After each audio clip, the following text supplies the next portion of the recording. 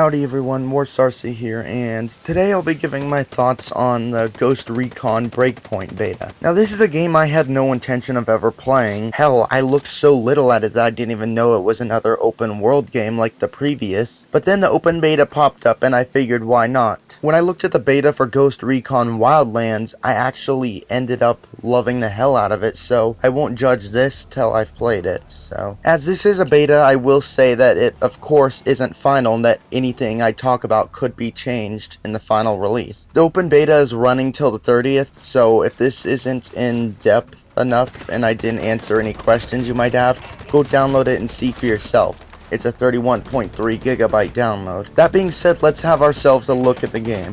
So starting off, after you've gone through all the first time playing stuff like brightness setup, such, after a cutscene you get to create your character. There's a fair amount of customization options. Of course, once you've made your character, you can't change it later. At least that's what it says, but I've been able to change hair, so basically gender and facial scars are the only thing that's unchangeable. The game of course looks gorgeous, even on a base PS4, and I can only imagine it looks even better on Xbox One X and of course PC. Of course it isn't as mind-blowing to me as Wildlands was, which isn't really surprising as we're pretty much at the point of this generation where the graphical standard has been set and will not likely see many more games surpass it until next gen. The controls are pretty much like Wildlands as well, which is okay because if you got it right the first time, why change it? There are of course some additions, but the core is still the same.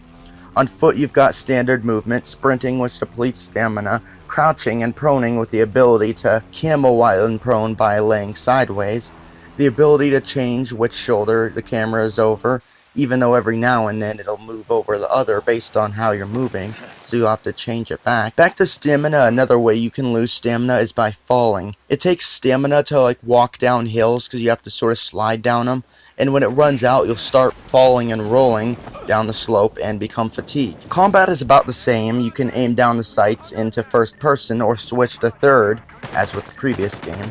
You can add or remove your suppressor on the fly. You've also got the ability to add other attachments to your guns as well as upgrade them. Walking up to a corner or wall, you'll automatically put your back against it and use it as cover. Both you and your enemies have levels, so if your equipment is too weak, they'll be marked as dangerous. You've got classes and skills you can also unlock, which are progressible up to rank 10. Each class offers different abilities, traits, and equipment. Vehicles handle about the same, which was all fine and dandy in Wildlands as well. Bikes are pretty realistic, whereas if you hit into anything, you'll go flying off.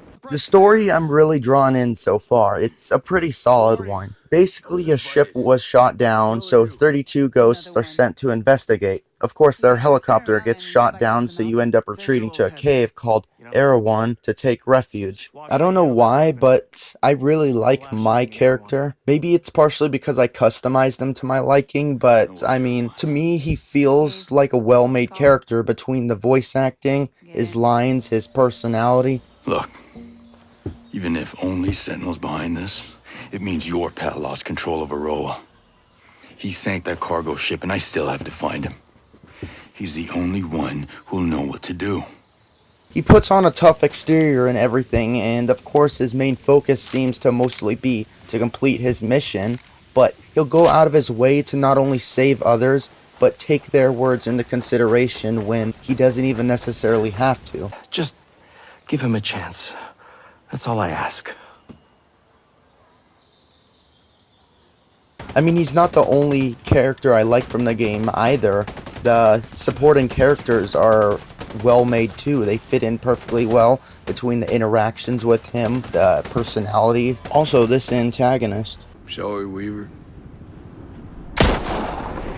Overall, it's looking up to be one of Ubisoft's better games. Throughout the game, you'll have times where you can make dialogue choices and other times where you'll have investigations that need clues found to resolve them and further progress. After the cutscenes, you'll be free to explore and you'll immediately notice real players by a table. You can check their player card or even join them if they're online. Besides that, you can check the shop, which gets new content every hour. Not sure if the final game will have microtransactions in that style as well, but it's definitely a little worrying. I don't know if it was just a glitch or for the beta only, but it didn't show any credits in the shop. It just showed a 0. But besides weapons, there's the guns on demand section, gear, vehicles, consumables, attachments, melee weapons, appearances, banners, emblems, and emotes.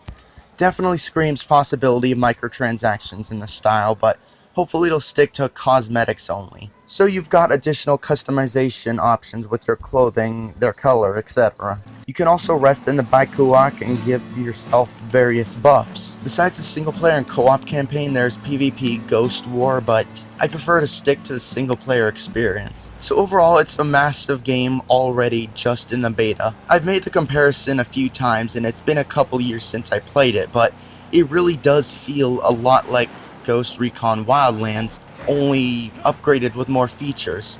Only difference I've noticed is that in Wildlands, you've always got a squad with you, whereas in Breakpoint, you're solo. This is definitely interesting enough to me that while I'm not sure I plan to purchase the final game, I'm definitely going to give it a rental upon release, so long as Ubisoft doesn't give me a reason not to. I mean, there's a lot to this game, even stuff that I haven't mentioned, like the stealth mechanics are wonderful, of course, and I mean, there'll even be drones that will scan you and they can jam your radar and it'll alert the enemies. There's just so much to this game that honestly, if you're able to, I definitely suggest checking out the beta as it's open access and going until the 30th. It's a somewhat large download size with 31 gigabytes just for a beta that you can play for a few days. But if you have the space and the bandwidth, I definitely recommend giving it a try for yourself.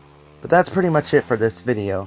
All I can say is, Ubisoft, I hope you don't screw this up because this looks like a game that would actually be worth possibly buying. But anyways, this is Warsarcy on the Game Clips channel and I'm out.